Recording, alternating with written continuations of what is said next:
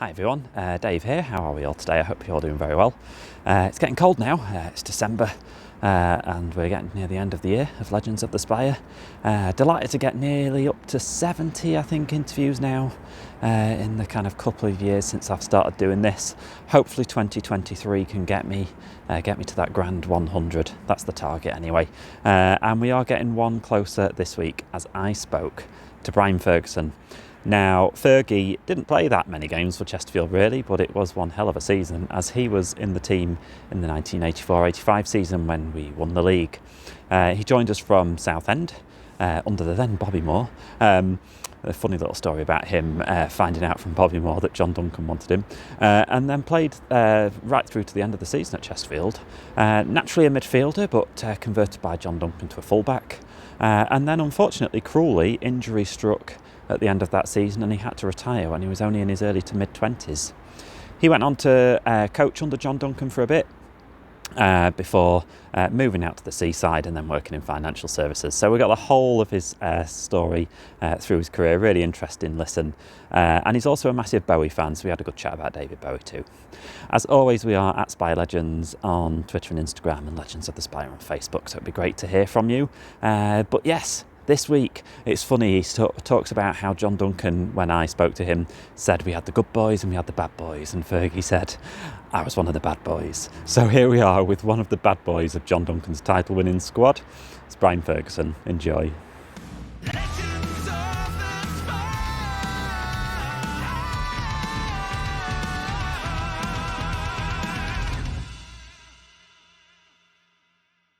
So where did it all start for you? Well, it started for me. I was born in Irvine, Ayrshire, Scotland, and lived in Irvine until I was about 12. So basically, locally, I mean, in Irvine, Ayrshire, football was a big thing. Rangers, Celtic, all that sort of stuff. So it was always in your, it's always there. Yeah. And I used to play locally in the fields and all that sort of stuff next to the swing park. That's what we used to do after school as kids, and then. Got involved with Kilmarnock Boys Club, which was up the road, Kelly, and from under 13s all the way to under 15s with Kilmarnock Boys Club. Then I went to United Boys Club under 16s and played. My dad wouldn't let me sign schoolboy forms for any clubs. It's no use because you're only 16, they just look at you and they make the decision or whatever they do. So that was good because when I was 14, we had a scout there, George Finlay, Ipswich Town scout, Portman Road. So from the age of 14 to 16, well, 15, 13, let's say 13 to 15, I used to go down to Portman Road on schoolboy trials, and they were looking for, obviously, their youth policy was quite good at the time. I think it was Bobby Robson was the manager at the time. And enjoyed that very much. That's a bit of a journey, isn't it? Going to Ipswich. Well, as a kid, there was 2 or 3 of us at the same sort of area, in the area. One for guy for Glasgow, John McDonald. There's quite a few boys that were sort of, playing the game in Ayrshire. So there was always 3 or 4 of us going down at the same time. And we used to travel down to London, We didn't used to get a taxi. Well, we might get a taxi from one train station to the next train station, but of course we wouldn't do that. We kept the money and got the bus. Then we travelled out the Ipswich and the other train. But it was very, very good. Portman Road, it was quite a good club there, It's good, that'd be like sort of, late 70s, Yeah. 75, 74, 75, yeah. Did you go and kind of watch any football then? Which teams did you kind of support? Oh, well, I was really a Ferguson. I mean, if you talk to people in Scotland, West Coast of Scotland, you're a Ferguson, you're a Rangers supporter. But my family were quite Rangers, yes, I suppose. But I was a Celtic supporter as a youngster. I'm not told them to that, by the way, Dave. So edit this bit out. Don't exclusive. Because of Celtic were like, then, the team, my dad used to, can you take me up to Parkhead? They played in the European Cup, they'd won it in 67. They were some team. 19-mile radius from Glasgow. And you win it was 40 miles. Bobby Lewis was in Salkers. So they won the European Cup from a radius of 40 miles from Glasgow. fantastic. And there were some great players. Jock Stein, great manager. But of course, that was mainly the bus, the Academy with the 70s, early 70s, yeah. Who did you want to be then, if you were going to be modelling yourself on who do I anyone? want to be? In life, who do I want to be? On a football pitch in or life, in life? Well, in life, I wanted to be David Bowie because he was brilliant. Nice. Yeah, absolutely. Well, what a character! What a fantastic. But as a footballer, well, those days for me, I'd be watching people like Pele, Best. They were great. Eddie Gray, fantastic footballers. In Scotland, Jimmy Johnston, Josh Connolly at the back, Bobby Murdoch. Some great players. Bobby Lennox, the Celtic team then. And of course, even the Rangers team was good, John Gregg, people like that. Yeah, just football. I think it's just wanted to play football, like we all did, And I think in Scotland, you're either footballer, golfer maybe, rugby player probably, if you could, get out of Scotland, or a musician. Maybe that's a big one, Yeah. There's a lot of good music coming out of Scotland and stuff. A lot of people like to, play the music. So that was just sort of to get out of Scotland. I'd totally be David Bowie, to be honest. Out of all of those, I'd go along with that one. Did you ever see him live? 7 times. Wow. Only 7 times in my life, yes. I've seen David Bowie. I missed. You see a few different eras then. Absolutely. I was lucky. I had a big sister called Janie. And she was getting sick of listening to Slade and T-Rex all the time on the record player at home in Irvine. And she was getting a bit older at school then, so she was maturing into like people like Pink Floyd and Led Zeppelin and all that sort of stuff. Emerson, Lake and Palmer. And she goes, "Look, Brian, just listen to that, will you?" 1971, it was Hunky Dory by David Bowie. I was 10 and a half at the time, and I was hooked, line and sinking straight away. And since then, it's been David Bowie all the way. Yeah. Have you seen Moon Age Daydream? Have you seen the film? Absolutely. I went to Grantham. I live in Stamford. Up the road to Grantham to watch that. Yes, what a great film that is. Wow, that's David Bowie. I mean, that's him. What that man achieved in life is phenomenal. I mean, David Bowie, if you look at the internet, for instance, how far he got into that, well before people thought the internet was going to be as good as it's meant to be, also is bad because obviously there's two sides to the internet. It's the good stuff and there's the bad stuff. It's there. And of course, the Bowie bonds. I mean, David Bowie had to pay Tony DeFries $55 million back to have the full rights to his music. Yeah. To do that, he had to introduce a thing called a Bowie bond. Well, in 2008, in the financial crash, the whole world was doing bonds. To save each other. So, very, very advanced. Very, very intelligent. Very arty, very everything about him. Yeah, great painter as well. His paintings are amazing. Personality, everything about the guy. There was something, he just knew. I don't know what it was. I don't know if he was lucky or whatever, but he knew. And he used to always just disappear for a little bit. And then all of a sudden he'd turn up again. Yeah, completely different person.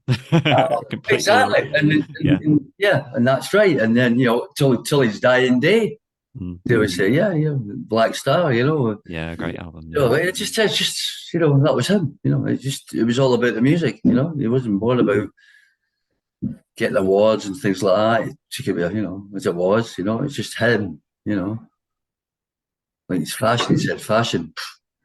It's what it is today, tomorrow it's gone, and just got on with it. It was just great. Very, very clever, intelligent man. Great guy. What a great guy. I hate that it's a rubbish segue being a Chesterfield fan, but we need to go from David Bowie to Mansfield. Oh, there you go then. Then we've got a problem. So how did that all happen? Because you'd have been, how old were you at the time when you went to Mansfield? Were you like 16? Yeah, just turned 16. Yeah. Story there was brilliant. But again, it was the Ipswich George Finlay Scout in Ayrshire.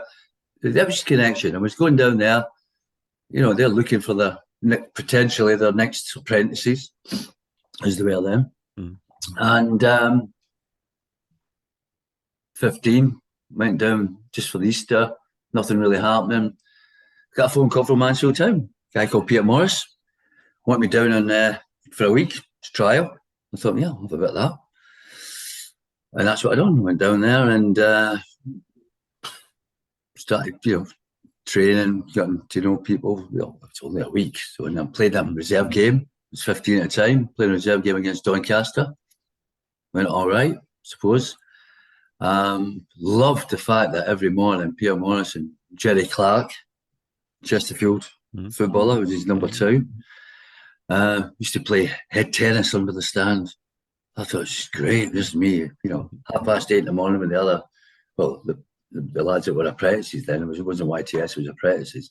I'd help them with the kit and all that, get in there early, and before training, we were all playing head tennis under the stand. It was brilliant. And the boss, Peter Morris, he loved that. And Jerry Clark liked that, So that happened. And then he said, right, well, when you're 16, would you come down and be a apprentice? I said, absolutely. So I will be next month, the 14th of December.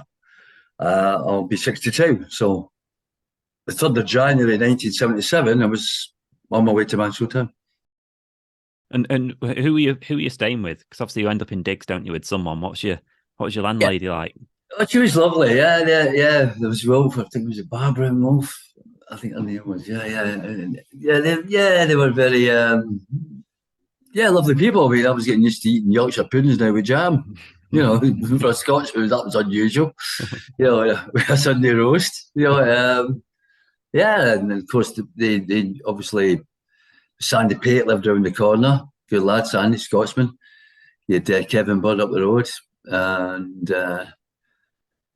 they were quite local. Yeah, it took 2 or 3 months, I must admit, to get used to it. And there's a guy called Gary Waller who just came as a apprentice at the same time as me, so we were both together. So that helped. Yeah. I don't think he liked, sort of low LP by David Bowie every night after training. That was the CD it was in at the time, and I was getting it regardless. I'm sure it was secretly tapping along to it. Yeah, definitely. I have to apologise for that. So where were you kind of playing on the pitch then? In those years? Midfield. I mean, midfield. Yeah. It was good. I mean, Peter was player manager. I mean, his training was excellent. He had young, enthusiastic ideas. I mean, I didn't know at the time, but I can tell you now, it was very, very good. He had Jerry Clark as number 2, Chesterfield. Great player for Chesterfield, hard as nails. No messing with Jerry. He told you that was it. And if you're honest, I appreciate that because it was good. Because he would, he used to say a couple of things, you're 16, right?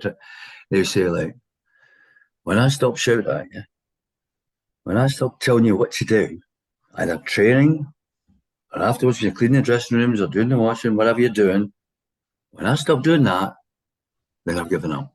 And that's all I had to say. And it was absolutely right. His other point would always be like, why do you keep saying, I'm going to prove them wrong, I'm going to prove them wrong? Why don't you just prove yourself right? And I went, wow, where'd that come from? So he's like a daddy figure to me, actually, in the early. Yeah, he was, because he's a fair age, in the sense of his maturity. He played the game at Chesterfield, and Peter was still the young sort of manager coming. He was playing as well as managing. Mm-hmm. And of course, they won the league that year. I mean, Marvel started 3rd of January, and then they didn't win the league, sorry. They got promotion to the 2nd division. First time in Mansfield's history, so I suppose that was quite a big thing. Yeah. You had Ernie Moss set up forward, you had Kevin Randall the Claw set up forward as well. You had Billy McEwen, a Chesterfield player, It's funny with there's such obviously an intense rivalry, but there's so many players that I've spoken to that have all had a Mansfield spell. They go back and forth, don't they? Throughout time. Ernie Moss and Kevin Randall set up forwards at the time, it's good stuff. It was good, and the training was excellent with Peter, and Jerry was there, making sure everything was right. It was a great learning curve, fantastic learning curve. Of course, then I think that season when started, come to Christmas, I think Peter Morris got the nod from Bill McGarry, went on his number 2 at Newcastle United. So as it worked out, he went to Newcastle United. And then it's all sort of changed, I suppose, in a way, like, as it does, you know. Next thing I know, a guy called Billy Bingham's a new manager, which is fair play, Irishman, and a bit older than Peter, a lot older probably. And I can remember he's come in, blah, blah, blah. He says, oh, we're all playing head tennis under the stand as we did before training. He says, I want the apprentice in my office now. So Jerry come over and got us in the office, boss's office. He says, and this is his first words. He says, right, lads, I like to clean this place and paint the walls. Okay, we'll see you later. Boom, out the door. Oh, all right then. Mm-hmm. So I've gone from a situation, yeah, head tennis, always involved in, you know, as apprentices in training, because obviously there wasn't a big squad. So, you know, you were collecting balls, helping training, playing five-a-sides, you know, shooting practice for the goalkeeper, Ron Arnold at the time. So there's always that, you know, we're always involved. All of a sudden, boom, we're painting and decorating now. So a little bit of a different attitude. So is that part of the reason why you end up at Newcastle then? Well, it's part of the reason why I didn't even, I think, I had a word with my other Scottish friend who was at Jock Mackay at the time. We thought, well, it's a bit different now. We didn't even wait till the end of the contract. We thought in April, of that year. We sort of, I went back to Scotland. Mum had already got me a job, my mother. Worked with the council, doing the old bit of graft, bit of, you know, digging holes and planting flowers and cutting grass and all that stuff, cleaning the beach up in Troon, Ayrshire, Scotland. So it's, you know, a nice little beach. And that's what I'd done for 4 or 5 months. Touched with Peter Morris and he said, get yourself down here. July, and that's what I'd done, 1978, right in Newcastle. Yeah. And you scored your first goal was it against QPR? In a 2-1 defeat at QPR. What was that like? First goal. Well, I've not got a video of it, so it can be an absolute. No, I haven't. I can never get it. I've looked all over. I can't get it. I can remember it. Dave here, I've got it. To the tee, shoulder, crossed it over. Big Peter with, flicked it on. I come in, volley, boom. Kiswood's goalkeeper, straight in. 2 minutes gone. 1-0 up. Get beat 2-1. 1-0 up at half time. And then that's when I was introduced to Tony Curry, because he was playing. I think it was trying to mark Tony Curry, but I didn't really get close to him in the second half. He just dictated the game. Yeah, it was fantastic. I was 19. It was what a feeling. Great. It was, you know, and I missed one at the end, to be fair, yeah. Hit and miss, I think it said in the paper, hit and miss Ferguson, yeah. Yeah, it was, you know, that was good. It was, you know, I was 19 and we were only a youngster. In the reserve for a year and a half, you know, so yeah, I was good. I was learning, and then got my chance, yeah. And then, of course, I played Fulham was the first game. Get beat 1-0. Should have done better probably. QPR, and then we had, I think it was, I'm not sure. I knew Luton was the last game. We drew 2-2. I think no, it was Swansea, Cardiff, whatever. Is the third game, and it was. That was at Newcastle. So, you know, Newcastle was good. Newcastle are fantastic when you're winning. The fans. When you're not winning, it can be a little bit cruel. It can be very cruel. I understand that. You know, that's football. They want success. They're a big club. They're huge. They're doing it now. Good luck to them, you know. But yeah, and then, of course, what happened there was season's over. Back home in Scotland for a bit. Gets a letter. Oh, you're going with the first team, going to Sweden for a pre-season tour. Myself and Ray Montgomery, just a young Scottish lad as well, they signed. So we were doing that. So we done that, went to the tour, come back.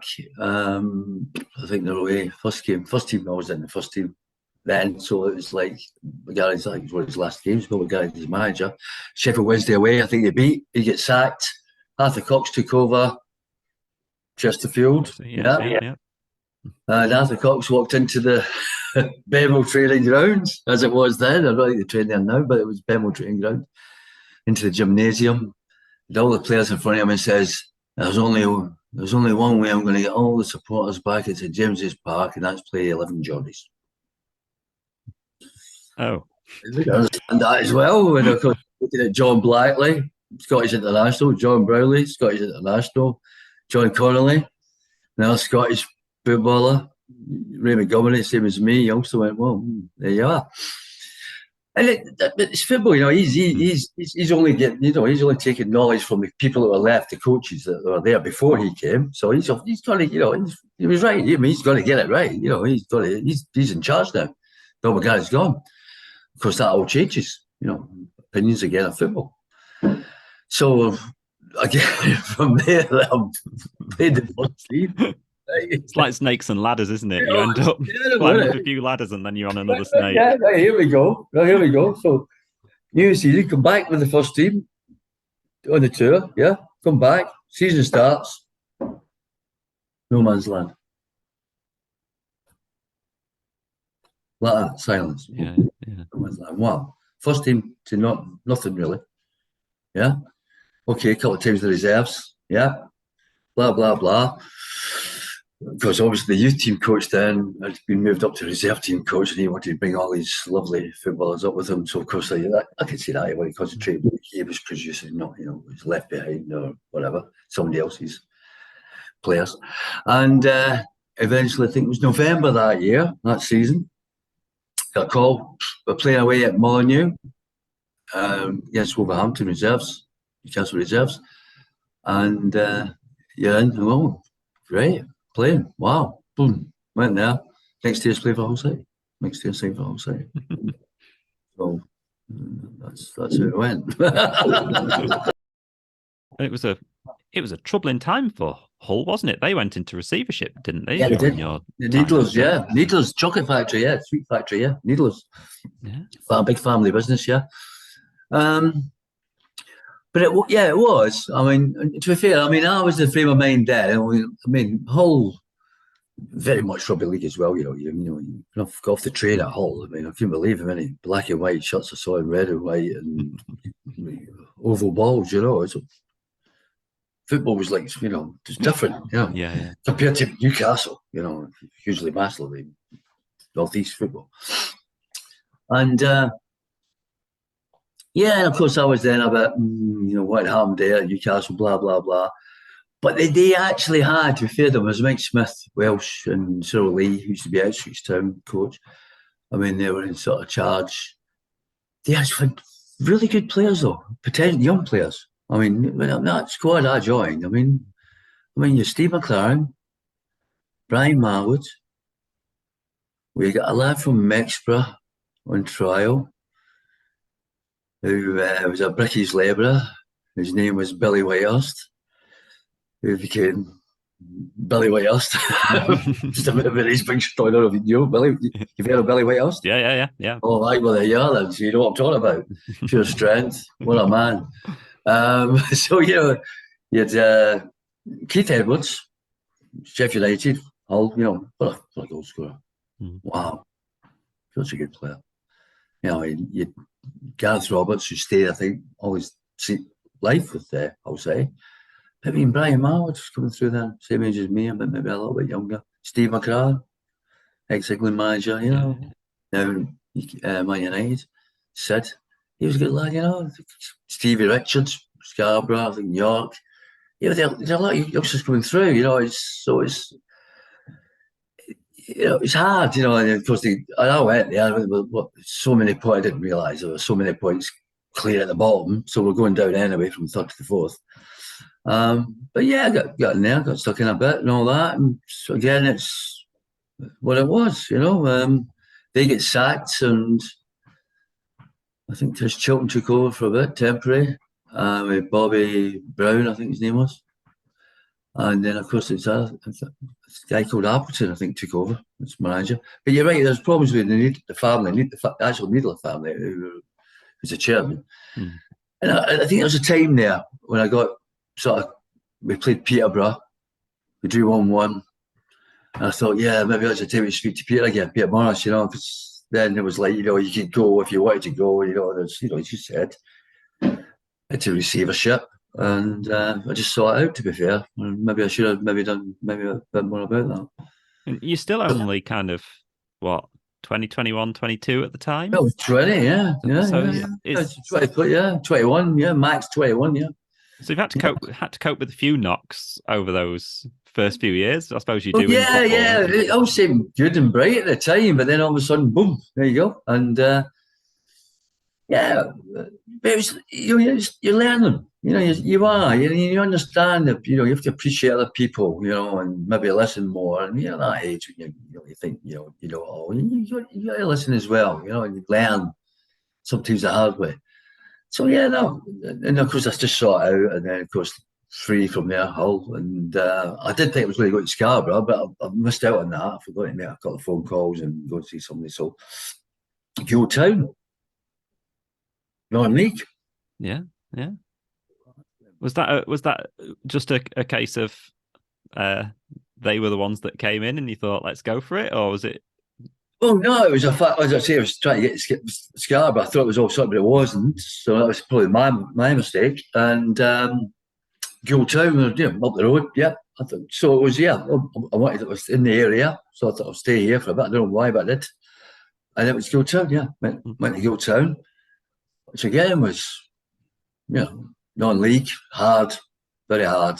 Oh yeah, physical. It's you soon grow up there. And you realise maybe how fortunate you were before. So you have to learn from that. And that was going quite well as well. And then the manager we had there, sort of things weren't happening quite right. Blah blah blah. And I think there was a few players were quite upset, and things didn't quite happen. The results were getting bad, right? And I think I got a phone call from some Brid Trinity. I think it was Bridlington Town or Brid Trinity. So I went, okay, then when they're sorting that out, I'm going to play for them. So I did that. And it was a New Year's Day. I can remember it quite well. New Year's Day, play for Brid Trinity, I think it was, or Brid Town, against some team in the Mansfield area, Chesterfield area, sorry. And walked onto the pitch, and who was there? Kev Randall, playing for the opposition. Couldn't believe it. He goes, "What are you doing here?" I goes, "What are you doing here?" And then, I think it was a boring, freezing 0-0 draw, if I remember correctly. And we had a chat after the match, and wished him all the best, and he wished me all the best. And then, just after Christmas, I got a phone call from the Guild chairman saying, "Come back, Fergie. We want you back here. We're playing at Kings Lynn away Monday night. I want you down there." Okay. Well, thanks for the phone call. Yeah, I'll be there. And gets there, sits in the dressing room with all the lads. All right, lads, yeah. And Kev Randall walked in, new manager. Wow. Yeah. Give me a pay rise straight away. And there we are. So it's Kev, and then, he knew me. And I used to be his apprentice at Mansfield, and so he knew of me. And obviously knew of him. And we got better. We got really quite good, actually. He'd done a good job playing manager. Of course, he'd done that well at the end of the season. John Duncan wants him, so he's off to Chesterfield. Yeah. And I was getting my relief back in football and feeling good and that. And I was on my way to Southend United, Peter Morris. No, Southend United. Yeah, right. And Peter Morris, which is great. I was there for a few weeks and tried it. It was okay, yeah.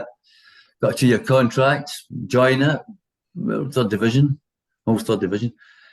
Doing all right. Some good results, bad results, inconsistent and stuff like that. But then here we go again. It's near Christmas. Peter goes. Get rid of him. And the new chief executive is upstairs, becomes the manager. Bobby Moore. The late, great Bobby Moore. And he was a charming man, fantastic footballer, obviously, and achieved fantastic things, great things. That I aspired to always like. When I first met him, I was catching flies, shaking his hand. This is Bobby Moore. I watched this guy on TV with the World Cup, So you can't really ask for his autograph, can you? My gaffer was my boss. Yeah. Just call me Bobby. Yeah, we shoot your eye. Call me Bobby. And it was all right. I was in and out of the team. Things were, he's looking at his ideas and blah, blah, blah. And then the new season starts again. Here we are. And can remember he let me out against Colchester. He wanted this other guy in. He couldn't get him in time and all that sort of stuff. And I can remember we drew 3-3, 3-2 down. I come in at the end, diving header, gets in 3-3, straight up to the stand where he was, and then I give him the salute. Nicely. He probably was, yeah, it didn't matter. I felt good.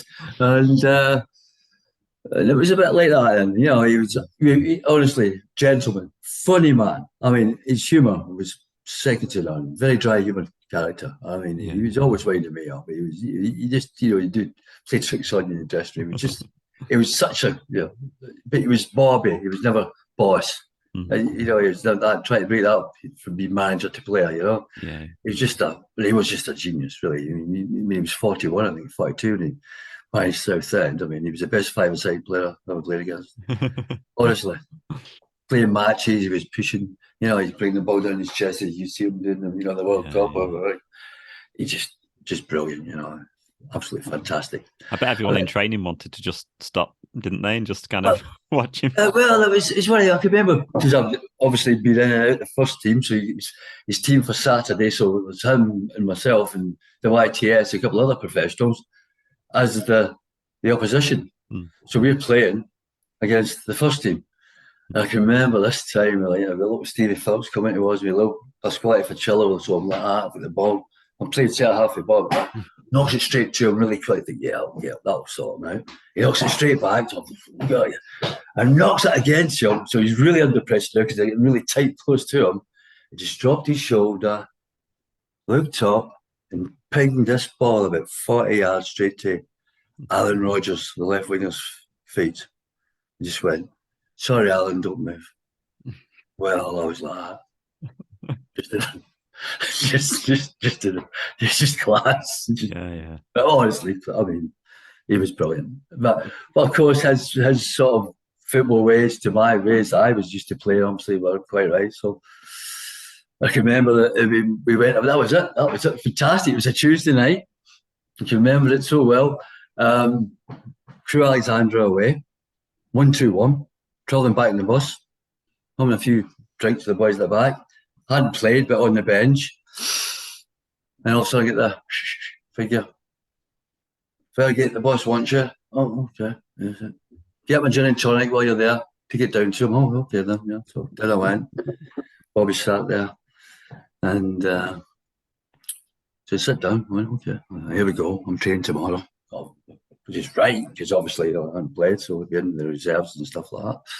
And he says, "Got a phone call today." Oh, yeah. Yeah. John Duncan from Chesterfield. John Duncan from Chesterfield? Yeah. What does he want? He wants you on loan. John Duncan from Chesterfield wants me on loan. I said, "They're top of the league." Yeah. He said, "Yeah, that's what I thought. What do they want you for?" Next day, I was in the car, met Bob Pepper at M1, hotel just outside Northampton, signed the papers, boom, straight up to Chesterfield. Oh, I was going. I was going to say, because it's... How could I miss an opportunity like that? Great opportunity, isn't it? Because I think we were like first or second, weren't we, at the time? Like, say, right at the top. Southend's posing round mid-table, Beach Boys, not the same. Oh, I'm going. Couldn't believe it. Well, something like that. And I did. Got up there, yes, it was different when I got there. We were driving up there Wednesday night. I'm in Chesterfield. There was a minor strike here down south. You didn't, Southend, especially these parts, didn't hear a lot about that. Yeah, kids, yeah, it was serious stuff there. Salt of the earth. Best place ever. I'm going to tell you now, best 5 years of my football career. Chesterfield football, Chesterfield people. I'll say that right now. Honestly, loved it. And having that opportunity to get there, yeah, I was going to have some of this. I wanted this. I really wanted this. And I can remember next day, Thursday training, up at the football, the school football grounds.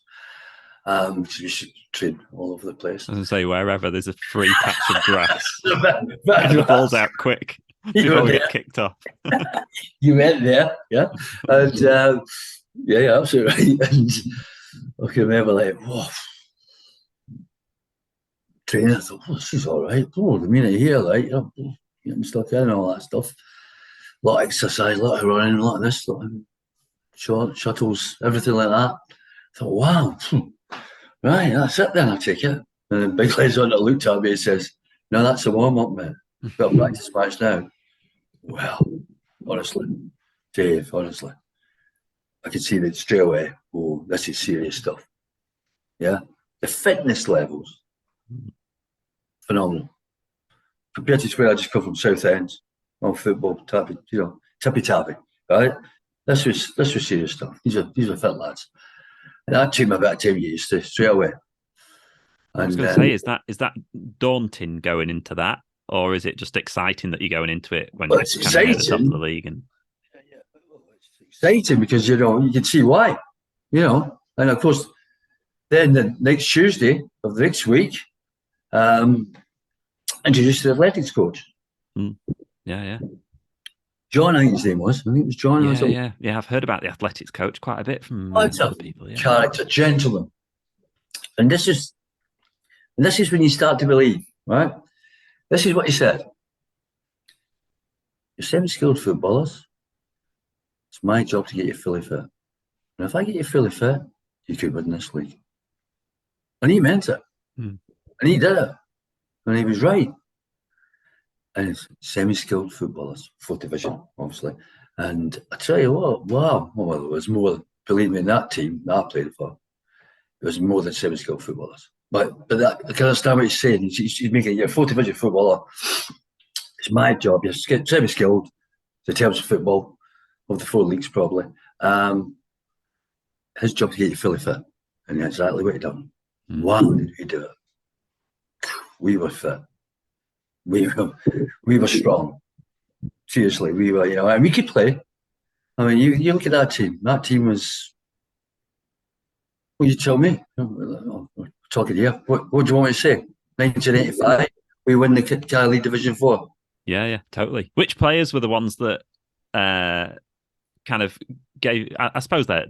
What was it? I suppose I'm thinking. What was the welcome like when you first was joined? Because you're going into a squad and they're all. Yes. Like at the top of the league, and you appear in like October time, wasn't it? I think it was. Yeah, late October. Well done, yep. Spot on, 1984. Yep. So what's it like, that kind of welcome when you come in? Who's he? Southend, we stuffed them 3 weeks ago. What's going on here? What are you doing here? Yeah, hey, hello.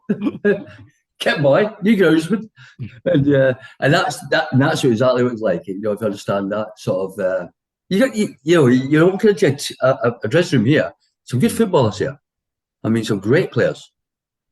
Like Andy Moss's, what he'd achieved. Yeah, I mean, John Matthews, what a player, John Matthews.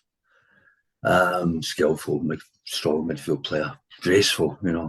I wish I could pass the ball like John Matthews, And it was a bit like that, These people here, they're coming to me. And, you had to be strong. I'll tell you what, I think I'll be honest with you, it was easier to actually get on the pitch and play at 3 o'clock than the stick used to get from 2:30 to 3 o'clock. Like Bob Newton, what a player, Bob Newton. Oh, he's been on the podcast. He's full of stories. Awesome. I mean, Steve Kendall. Most underrated player ever. When I got to play fullback, when I actually got to the position of fullback, it just seemed to be easy for me. I don't know. I just felt comfortable and I was fit then. I'd been there a month or so. I was like fit as these lads. Mixing with that and hopefully try to help. God, it was. I had Kendall in front of me and Bob over the top.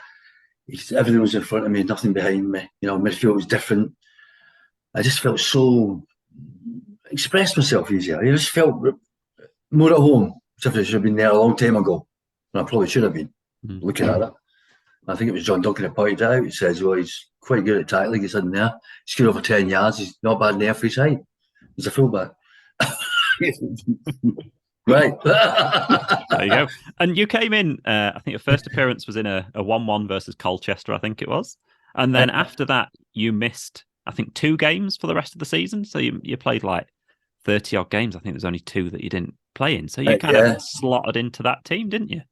I did, yes. I mean, it wasn't easy. I mean, there were some great players. I mean, the boy to get injured, he became a great player. Gary Bellamy, good player. I mean, if you look at that defensive record from January to the end of the season, it was pretty good.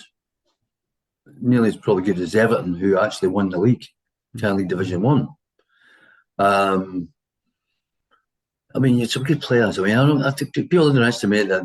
Well, Gary Bell get injured. It's a shame. I mean, that's what happened. But he's one of these players. You know, he wasn't the quickest, Gary, but he was in his head.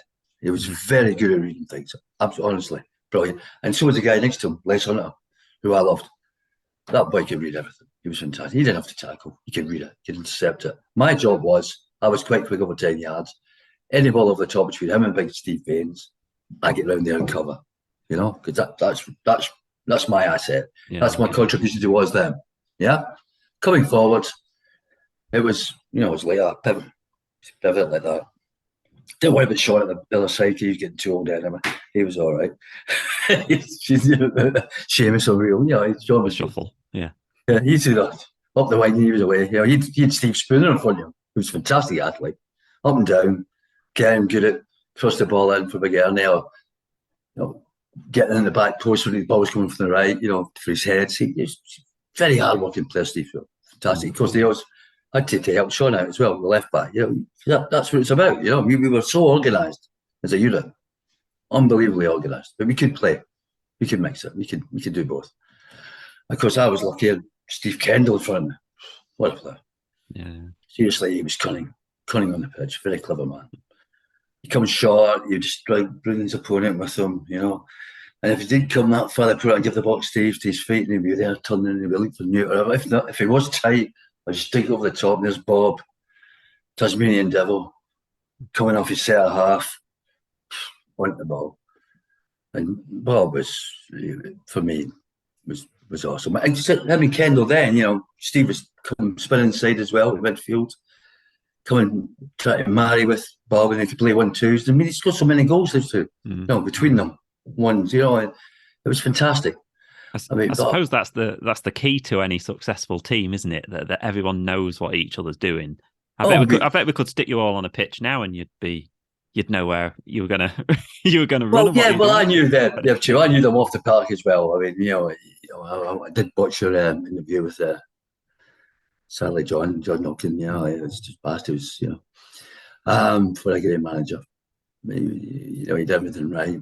He knew people. He knew what buttons to press. He knew the ones not to have a go at. He used to have a go at me all the time.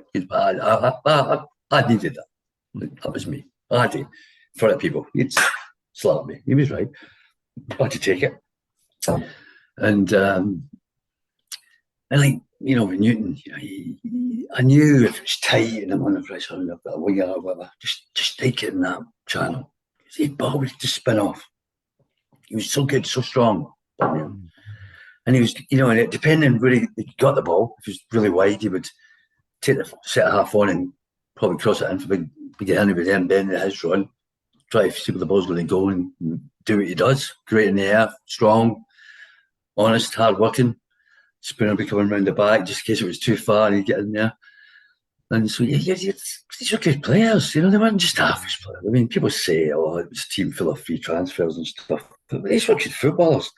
I mean, Bob's other trick would be, you look at Bob Newton, you get the ball into space, he was edge of the box, he was, take his chance, little shimmy, have a shot, maybe try and score, maybe not score, But his third beauty, honestly, Dave, his third beauty was knocked the ball in the channel, got into it, you got the ball, centre half just pulled off him. He would just run straight through him like a bulldozer. And all you could see was arms and legs flying everywhere.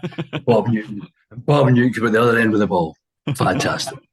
But he'd score a goal and you'd go, that's Bob Newton. No, Steve Kendall was such a clever player. I mean, Steve Kendall scored some good goals, I mean, really intelligent goals.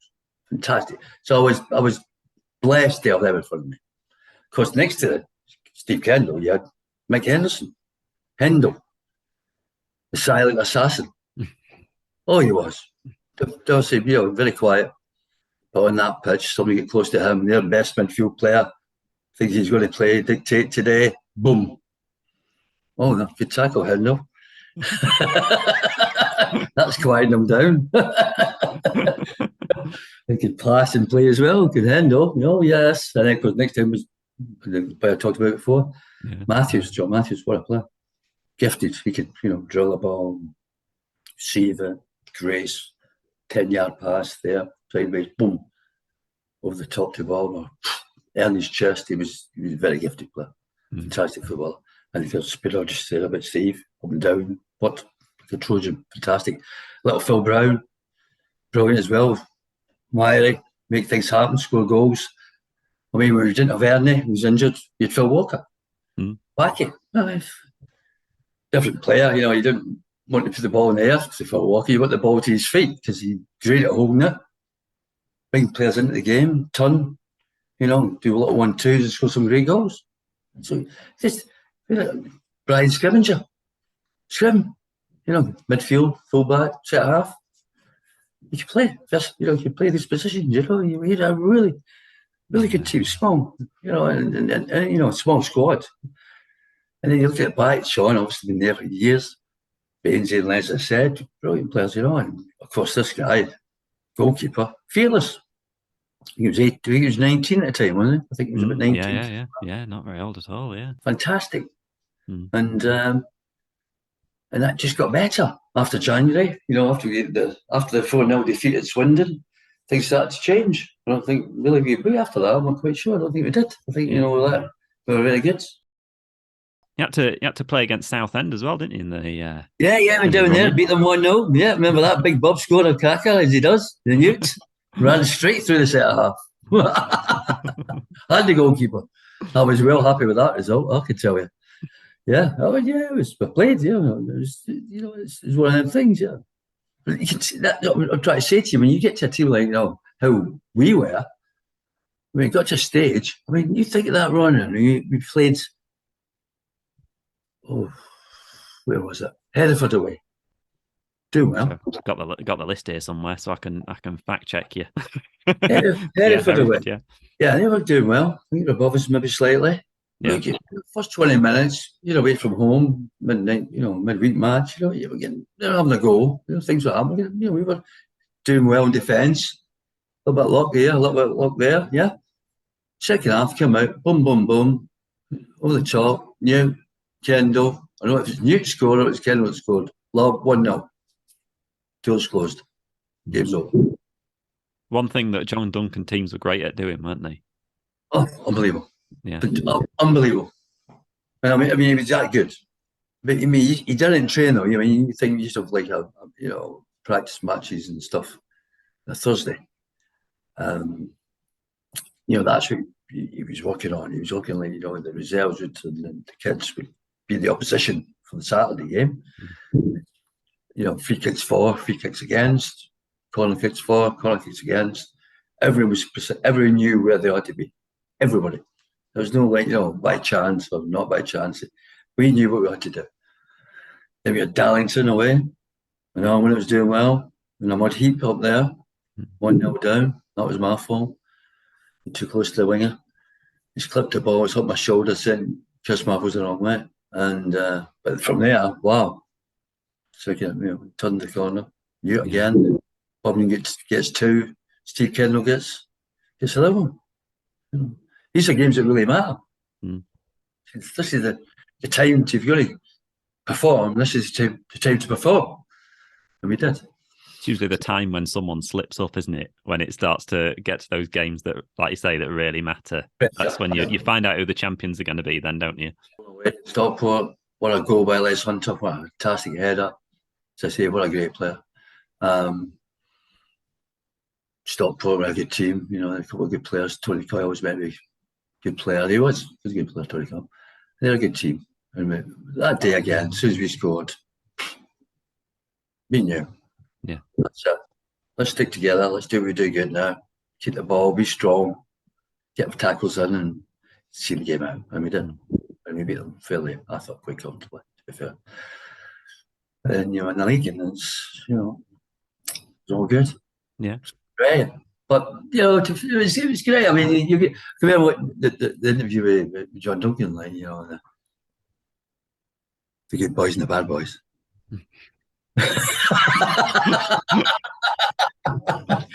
Yes. I was a bad boy. I was a bad boy, yes. And afterwards, we're training with the athletics coach on a Tuesday morning. All the good boys got Tuesday afternoon off and Wednesday because we're top of the league. But the bad boys, the bad boys, we had to come back Tuesday afternoon at 2:00. We were on the track at Saltergate and we were running for an hour. And the bad boys were just brilliantly bad. And Bob Newton, Kendall and myself, Steve Kendall and me. And we had to make it 4, or we had to make it 6, whatever, So we had a guest appearance by Scrimger, Brian, or Les Hunter, or Chris Marples. I think that was probably about it, really. The rest of them were all like goody two-shoes, all married and, whatever, going home to do the sort of normal lives, which is great, family, etc. And we were running around the track at 2:00 till 3:00 every Tuesday afternoon. And it used to really annoy me because every time it happened, the boys John give Randall and go, half your line, you're running that way. Fergie, half your line, you're running that way. We're on the clock now, aren't we? Doing laps. And halfway run against Bob Newton. Well, Bob Newton's like, powerhouse of that. Just his arena, he's just built for that. And I used to, honestly, every Tuesday afternoon at 3:00, I was on all fours, crawling back up that tunnel to get in that bath. I was dead. But it was great. Well, that we done it. We got got medal to prove it. Boys, we trained harder. We had to. They got us in. They always called us out. We always did take it. It was a fantastic dressing room. I mean, the amount of stick and flack and, banter. You're winning every week, it was fantastic. I mean, I get Bob Newton, right? Bob, we're all different. Ernie Moss, professional, educated, Ernie Moss, sitting reading the newspaper, 43, chilled. John Matthews the same. Sean O'Neill, probably the same. Les Hunter, same. Big speed, Bainsy. You get a little bit excited. Me, I was like, you hear them all coming in. 24 years of age, all the footstools wooden, Wasn't stands, yeah. That's all wood, aren't they? You hear them all coming in, can't you? 10 to 3 now. I'm starting to get a bit of rich. I'm in the toilet, getting nervous. You get Bob Newton doing his orangutan impression around the dressing room. That was him coming with it, Because I'm like strong boy, Bob, he's huge, Bob. Doing his monkey impression in the dressing room. Just all these things happening. And then, of course, and it's nearly time for kick-off, and the boss, like, Kev's there, all right, lads, yeah, boss is coming, big speech from John Duncan. We walk in, open the door. All right, lads. All right, boss, aye. It's windy. Shut the door and go. It's windy. Right. Amazing. And then you get feel like Bob. You go well, we're good friends. All right, Fergie. I'm good, yeah. Let's make it better than last week, eh? What do you mean, Bob?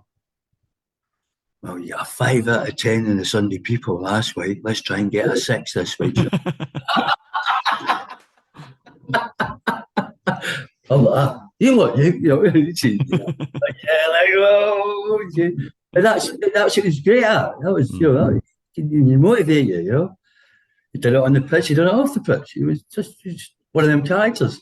Story there, but honestly, quickly. It was the first sort of couple of games I played in fullback. It was a cup game. I think it was Northampton actually at home. I think it was the FA Cup.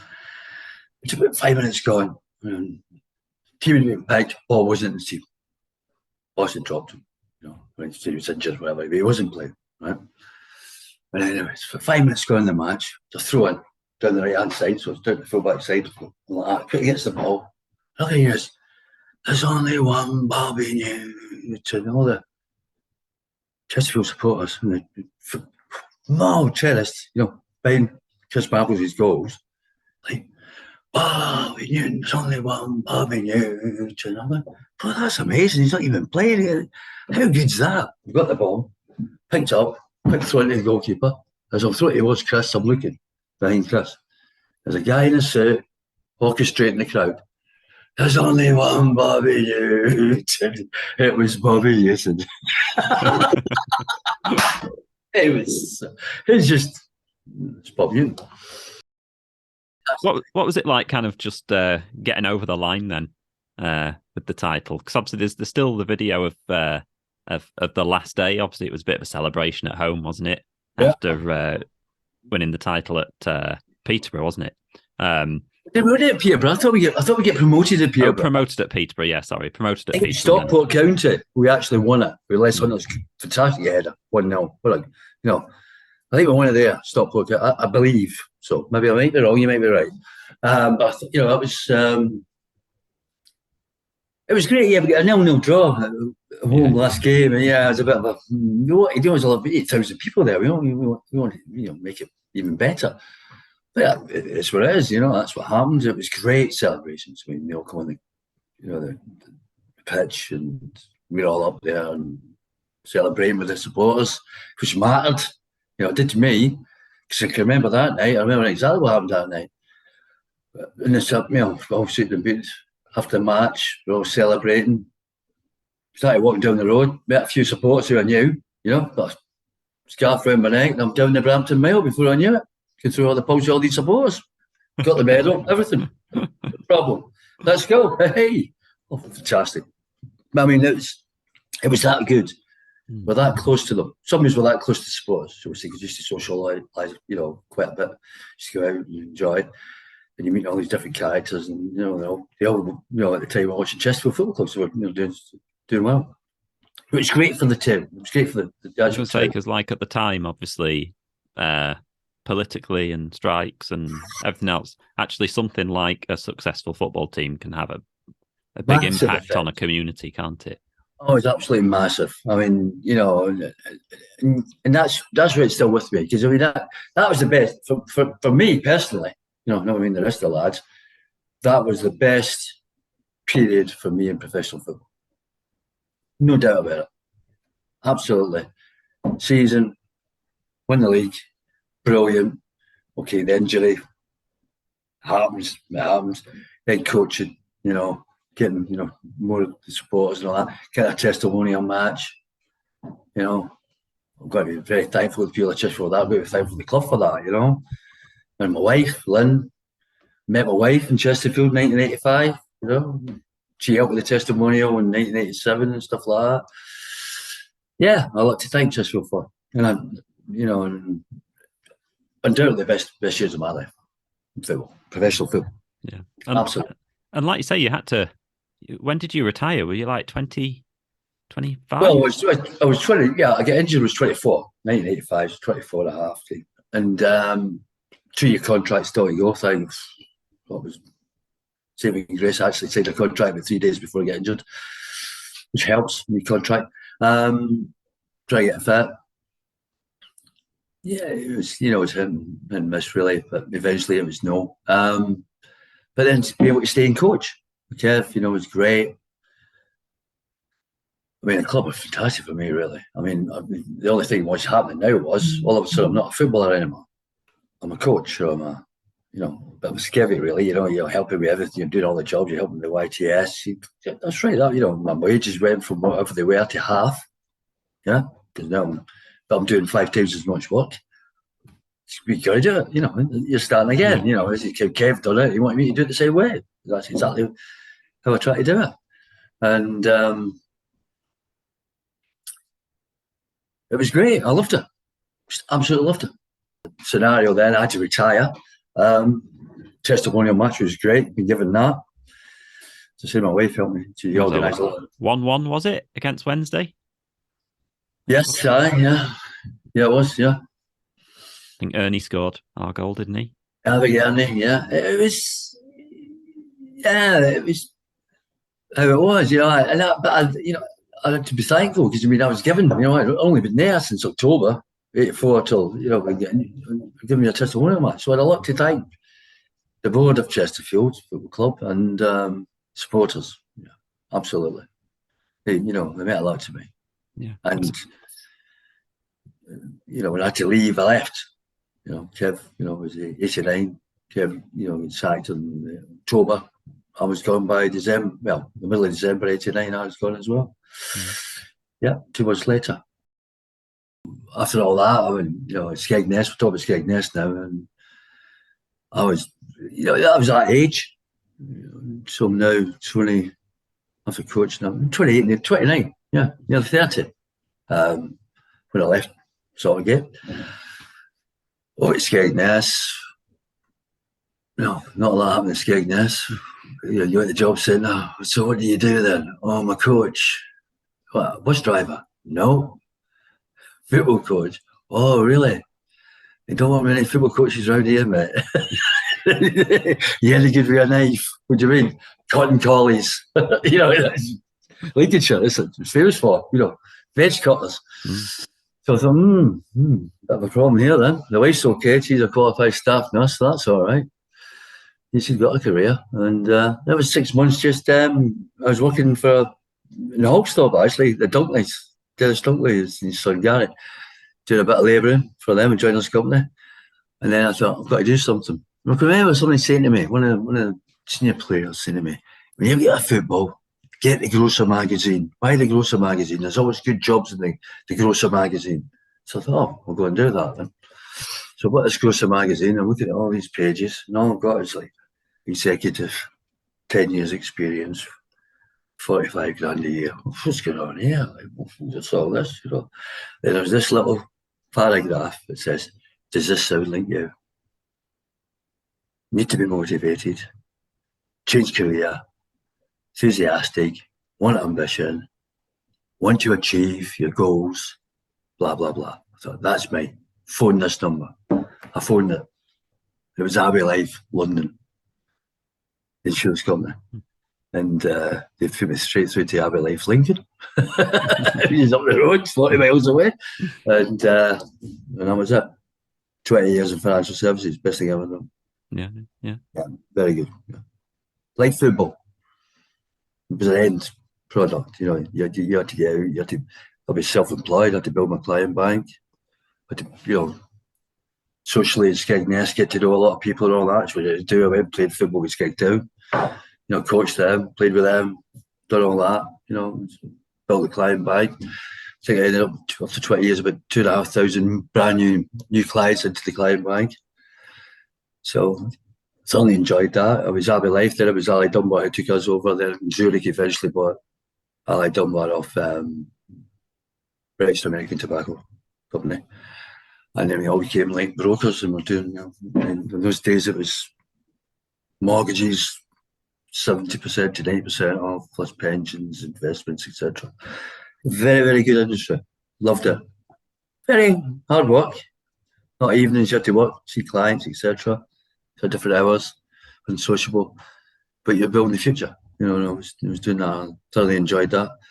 And it was like that, got that buzz back in my body, I got when I was playing for football. Yeah. Like that, this guy wants this mortgage, he wants that, he wants this insurance, he needs this, he needs protection. It's getting excited again. And it was good. And then about December 2007, working hard, hours, etc., enjoying that, putting a bit of weight on now as well, which was looked a bit, people say I looked a bit better, some people say I didn't look so good. And I got a little bit of a little lump in my tonsil, left tonsil. Just, so that happens and all that. Thought nothing of it. A couple of months away, going, no, you better get that checked out. Checked out, it was cancer. So then I had to sort of recheck everything. And 2008, treatment started in February the 1st for about 6 months. Done the radiation treatment, chemo. travelling to Lincoln Hospital every day. That was my goal. Keep going, just keep driving, get a treatment, get radiation. And I think 3 times over that, so a 6-week period, I was overnight in the hospital getting chemotherapy. And that was all right, came out of that. And back to business, you know, it just wasn't quite the same, really. And I went and seen one of my partner, my mate, Casban, who's over in Retford, with the office there. And I just said, yeah, we're doing this, we're doing that. And all of a sudden, Halifax by Scotland went, So 2008, the whole marketplace just went flat. The whole world went flat. Yeah, it did, didn't it? Then I realised I'm a dinosaur. I was a dinosaur overnight. So then I realised just after I come through what I went through, I thought, no, it's time to chill. And by 2010, I was living in Turkey. Oh, nice. So, nice. Oh, yeah, we moved to Turkey. Yeah, had a place there, so we moved away to Turkey. 7 years. Thoroughly enjoyed it. Then my daughter decided, you know, married to a Turk, my son-in-law. He's now 5. My grandson, he wanted to bring him back here and have an English education, etc., which I think is absolutely right. Why not? So we moved back sort of 2018. And Guildford for a bit, then up to Stamford where we are now. My wife will tell you today, if you ask her, Lynn, she'll say to you, this is the first time in my life I've actually worked. These last sort of 5 years from me, you know, from 2018, actually working on a building site, having a laugh with guys, doing a bit of this, doing a bit of that, you know, having the banter. And she'll say, it's the first time I've actually worked in my life. Because when I was a footballer, it didn't work. And when I was a financial advisor, it didn't work. It was part of life. It was social, you know. It's, you know, together with people, you're communicating, solving problems. You know, you never worked. You put a suit on, you get your laptop, and you went and seen people. When they come and seen you, and that's what you done. You made money. And now I'm actually grafting for a living, which I've quite enjoyed. It's different. I'm actually working for a living. So yeah. So yeah, absolutely say that. Yeah. So I'm benefit for that. So for all the sadness of maybe being injured and, you know, where I was going to go, how, you know, how I was enjoying it, how the team was. Yeah, the good thing was I met my wife there. Got a brand new career after that. Still young enough to change, to, you know, diversify, and thoroughly enjoyed it. Yeah, and you got to be a key pivotal part in a Chesterfield title winning team. Brilliant. I'm seriously mean that. I'm probably putting you right on the spot, but was there one kind of moment or match or, you know, that really sticks out in the mind through that kind of title winning season? Darlington away. Beat them 3-1, 1-0 down, come back 3-1. That's the one for me. Because, you know, looking at it, we're away from home. They're 1-0 up, and it's muddy and all that, but then we got together, sorted that out. It's a, you know, hard game, but we come through, you know, very strong. Yeah, Darlington away, 3-1. What a game. Can remember when Bob scored, like, and just run at the crowds and all the. It's when they pour over the hoardings and they all fall down. All fell over, like, well, it's just, yeah. Then we knew then, you just thought, wow, yeah, this could be our season. Absolutely fantastic. Brilliant. Yeah, I'd go. Great games there. It's fantastic games, but Darlington away, yeah, that was the one for me.